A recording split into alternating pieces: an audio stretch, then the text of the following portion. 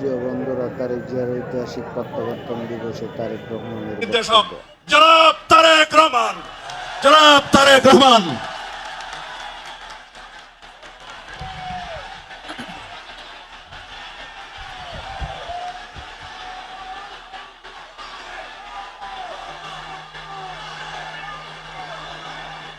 বিসমিল্লাহির রহমানির রহিম।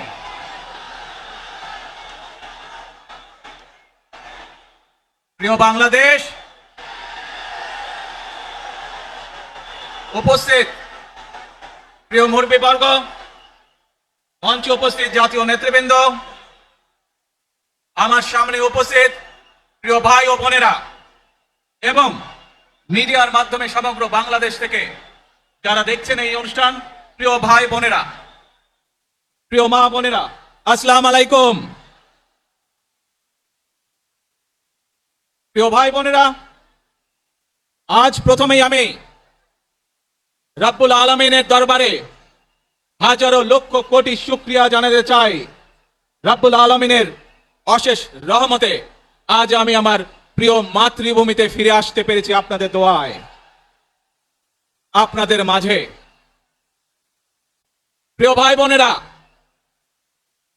আমাদের এই প্রিয় মাতৃভূমি 1971 সালে লাখো শহীদের রক্তের বিনিময়ে অর্জিত হয়েছিল। ঠিক একইভাবে 75-এ আবার 7ই নভেম্বর আধিপত্যবাদীদের হাত থেকে রক্ষার জন্য সেদিন সিপাহী জনতার বিপ্লবের মাধ্যমে আধিপত্যবাদের হাত থেকে দেশকে রক্ষা করা হয়েছিল। একইভাবে পরবর্তীতে 90-এ স্বৈরাচারের বিরুদ্ধে এদেশের জনগণ, এদেশের খেটে খাওয়া মানুষ তাদের গণতান্ত্রিক অধিকারকে ছিনিয়ে এনেছিল। কিন্তু তারপরেও ষড়যন্ত্রকারীদের ষড়যন্ত্র থেমে থাকেনি। আমরা তারপর দেখেছি 2024 সালে, 71 সালে এই দেশের মানুষ যেমন স্বাধীনতা অর্জন করেছিল, 2024 সালে এদেশের ছাত্র জনতা সহ সর্বস্তরের মানুষ, কৃষক, শ্রমিক, গৃহবধূ, নারী, পুরুষ, মাদ্রাসার ছাত্র সহ দল মত নির্বিশেষে, শ্রেণী পেশা নির্বিশেষে সকল মানুষ সেদিন 2024 সালের 5ই আগস্ট এই দেশের স্বাধীনতা এবং সার্বভৌমত্বকে রক্ষা করেছিল। প্রিয় ভাই বোনেরা, আজ বাংলাদেশের মানুষ কথা বলার অধিকার ফিরে পেতে চায়, তারা তাদের গণতান্ত্রিক অধিকার ফিরে পেতে চায়। বাংলাদেশের মানুষ চায় তারা তাদের যোগ্যতা অনুযায়ী ন্যায্য অধিকার পাবে। প্রিয় ভাই বোনেরা, আজ আমাদের সময় এসেছে সকলে মিলে দেশ গড়ার। এই দেশে যেমন পাহাড়ের মানুষ আছে, এই দেশে একইভাবে সমতলের মানুষ আছে। এই দেশে মুসলমান, বৌদ্ধ, খ্রিস্টান, হিন্দু সহ বিভিন্ন ধর্মের মানুষ বসবাস করে। আমরা চাই সকলে মিলে এমন একটি বাংলাদেশ গড়ে তুলবো আমরা, যেই বাংলাদেশের স্বপ্ন একজন মা দেখেন, অর্থাৎ একটি নিরাপদ বাংলাদেশ আমরা গড়ে তুলতে চাই। যে বাংলাদেশে একজন নারী, একজন পুরুষ, একজন শিশু যেই হোক না কেন, নিরাপদে ঘর থেকে বের হলে নিরাপদে ইনশাআল্লাহ ঘরে আবার ফিরে আসতে পারে। প্রিয় ভাই বোনেরা, এই দেশের জনসংখ্যার অর্ধেক নারী, 4 কোটিরও বেশি তরুণ প্রজন্মের সদস্য, 5 কোটির মতন শিশু, 40 লক্ষের মতন প্রতিবন্ধী মানুষ রয়েছেন, কয়েক কোটি কৃষক শ্রমিক রয়েছেন। এই মানুষগুলোর একটি প্রত্যাশা আছে এই রাষ্ট্রের কাছে, এই মানুষগুলোর একটি আকাঙ্ক্ষা আছে এই দেশের কাছে।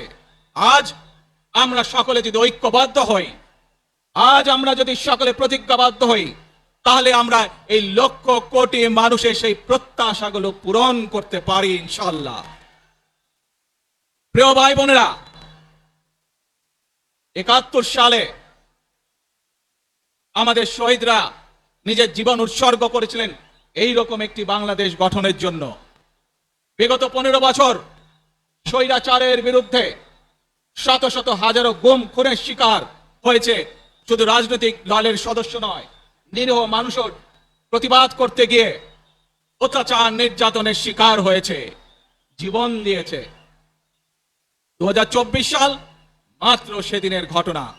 কিভাবে আমরা দেখেছি আমাদের তরুণ প্রজন্মের সদস্যরা কিভাবে নিজের জীবন উৎসর্গ করেছে দেশের এই স্বাধীনতা এবং সার্বভৌমত্বকে রক্ষা করার জন্য। প্রিয় ভাই বোনেরা, কয়েকদিন আগে এই বাংলাদেশের 24-এর আন্দোলনের এক সাহসী প্রজন্মের এক সাহসী সদস্য ওসমান হাদিকে হত্যা করা হয়েছে। ওসমান হাদি শহীদ হয়েছে। প্রিয় ভাই বোনেরা, ওসমান হাদি চেয়েছিল এই দেশের মানুষের জন্য গণতন্ত্র প্রতিষ্ঠিত হোক, এই দেশের মানুষের গণতান্ত্রিক অধিকার প্রতিষ্ঠিত হোক, এই দেশের মানুষ তাদের গণতান্ত্রিক এবং অর্থনৈতিক অধিকার ফিরে পাক।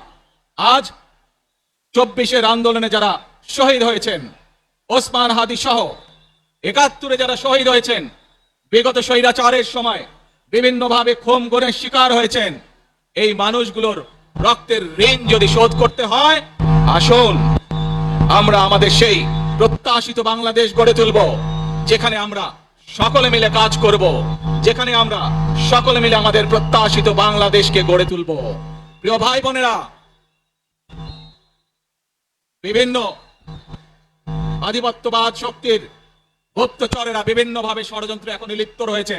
আমাদেরকে ধৈর্যশীল হতে হবে, আমাদেরকে ধৈর্য ধারণ করতে হবে। বিশেষ করে তরুণ প্রজন্মের যে সদস্যরা আছেন, আপনারাই আগামী দিন দেশকে নেতৃত্ব দিবেন, দেশকে গড়ে তুলবেন। এই দায়িত্ব তরুণ প্রজন্মের সদস্যদেরকে আজ গ্রহণ করতে হবে, যাতে করে এই দেশকে আমরা সুন্দরভাবে গড়ে তুলতে পারি। শক্ত ভিত্তির উপরে গণতান্ত্রিক ভিত্তি, শক্তিশালী অর্থনৈতিক ভিত্তির উপরে যাতে এই দেশকে আমরা গড়ে তুলতে পারি। প্রিয় ভাই বোনেরা, আমার সাথে আজকে মঞ্চে এখানে বহু জাতীয় নেতৃবৃন্দ বসে আছেন। আসুন আজকে আমরা দুহাত তুলে আল্লাহর দরবারে দোয়া করি, আল্লাহর রহমত আমরা চাই। যে সকল জাতীয় নেতৃবৃন্দ এই মঞ্চে আছেন, মঞ্চের বাইরে যে সকল জাতীয় আরো নেতৃবৃন্দ আছেন, আমরা সকলে মিলে এই দেশকে নেতৃত্ব দিয়ে আমাদের বাংলাদেশের জনগণের প্রত্যাশিত সেই বাংলাদেশকে আমরা গড়ে তুলতে চাই। আমাদেরকে যে কোনো মূল্যে আমাদেরকে এই দেশের শান্তি শৃঙ্খলা রক্ষা করতে হবে। যে কোনো উস্কানির মুখে আমাদেরকে ধীর শান্ত থাকতে হবে। প্রিয় ভাই বোনেরা, আমরা দেশের শান্তি চাই, আমরা দেশের শান্তি চাই, আমরা দেশের শান্তি চাই। প্রিয় ভাই বোনেরা, মার্টিন লুথার কিং নাম শুনেছেন না আপনারা? নাম শুনেছেন তো আপনারা? মার্টিন লুথার কিং, তার একটি বিখ্যাত ডায়লগ আছে, আই হ্যাভ এ ড্রিম। আজ এই বাংলাদেশের মাটিতে দাঁড়িয়ে আপনাদের সকলের সামনে আমি বলতে চাই, বাংলাদেশ জাতীয়তাবাদী দলের একজন সদস্য হিসাবে আপনাদের সামনে আমি বলতে চাই, I have a plan for the people of my country, for my country. আজ এই পরিকল্পনা দেশের মানুষের স্বার্থে, দেশের উন্নয়নের জন্য, দেশের মানুষের ভাগ্যের পরিবর্তনের জন্য।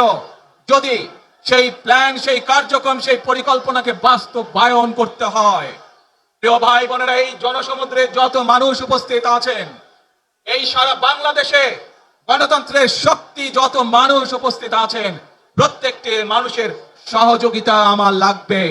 প্রত্যেকটি মানুষের সহযোগিতা আমাদের লাগবে। আপনারা যদি আমাদের পাশে থাকেন, আপনারা যদি আমাদেরকে সহযোগিতা করেন, ইনশাআল্লাহ আমরা আই হ্যাভ এ প্ল্যান বাস্তবায়ন করতে সক্ষম হব।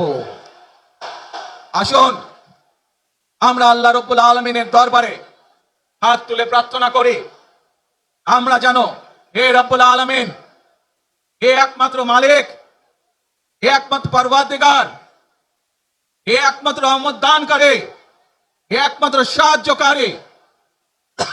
আজ আপনি যদি আমাদেরকে রহমত দেন, তাহলে আমরা এই দেশের মানুষ কঠোর পরিশ্রম করার মাধ্যমে আমাদের প্রত্যাশিত বাংলাদেশকে গড়ে তুলতে পারবো।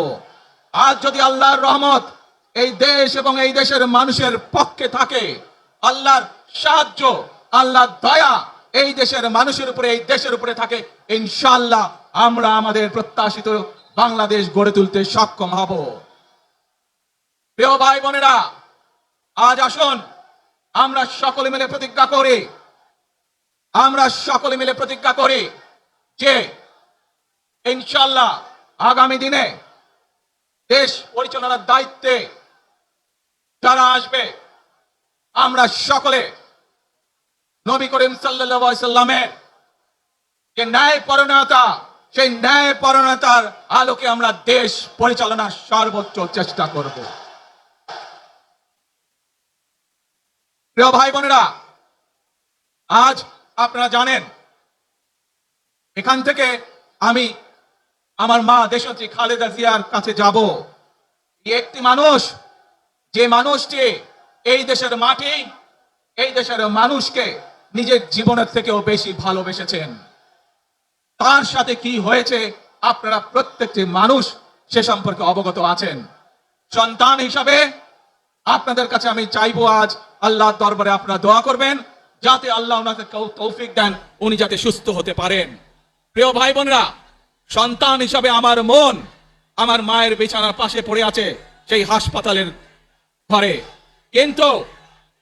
কিন্তু সেই মানুষটি যাদের জন্য জীবনকে উৎসর্গ করেছে, অর্থাৎ আপনারা এই মানুষগুলোকে যাদের জন্য দেশনেত্রী খালেদা জিয়া জীবন উৎসর্গ করেছেন, নিজের জীবন, সেই মানুষগুলোকে আমি কোনোভাবেই ফেলে যেতে পারি না। এবং সেজন্যই আজ হাসপাতালে যাবার আগে আপনাদের প্রতি সহ টেলিভিশনগুলোর মাধ্যমে যারা সমগ্র বাংলাদেশে আমাকে দেখছেন, আপনাদের সকলের কাছে কৃতজ্ঞতা প্রকাশ করার জন্য আজ আমি এখানে দাঁড়িয়েছি আপনাদের সামনে।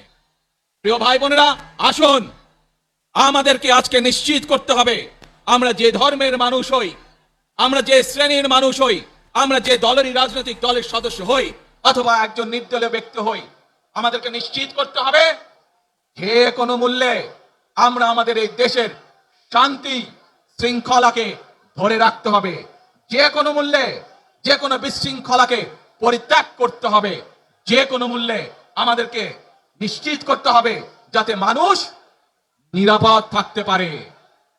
শিশু হোক, নারী হোক, পুরুষ হোক, যে কোনো বয়স, যে কোনো শ্রেণী, যে কোনো পেশা, যে কোনো ধর্মের মানুষ যেন নিরাপদ থাকে, এই হোক আমাদের চাওয়া আজকে। প্রিয় ভাই বোনেরা, আসুন প্রিয় ভাই বোনেরা, সবাই মিলে আজ আমরা প্রতিজ্ঞাবদ্ধ হই, সবাই মিলে করব কাজ।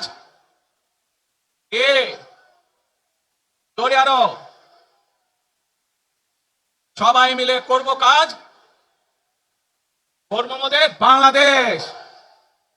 ইনশাআল্লাহ আপনাদের সকলের কাছে দোয়া আছে, আবারও সকলকে যে কোনো মূল্যে দেশে শান্তি শৃঙ্খলা রক্ষার আহ্বান জানিয়ে যে কোনো বিশৃঙ্খলাকে পরিহার করে ধৈর্যের সাথে মোকাবেলা করার আহ্বান জানিয়ে আমার বক্তব্য শেষ করছি।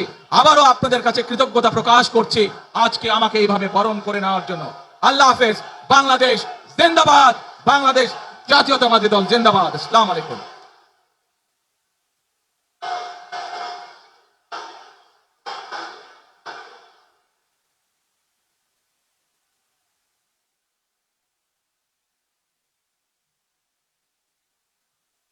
আমরা আজকের এই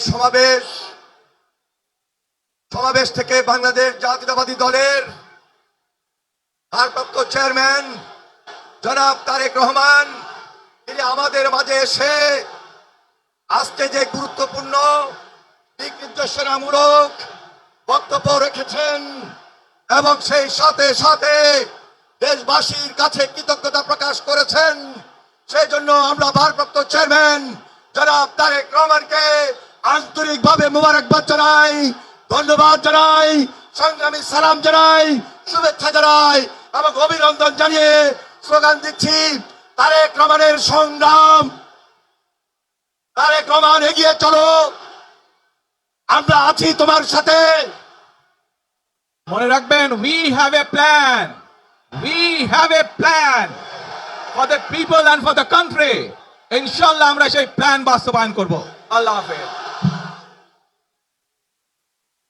ওই নেতা আছে?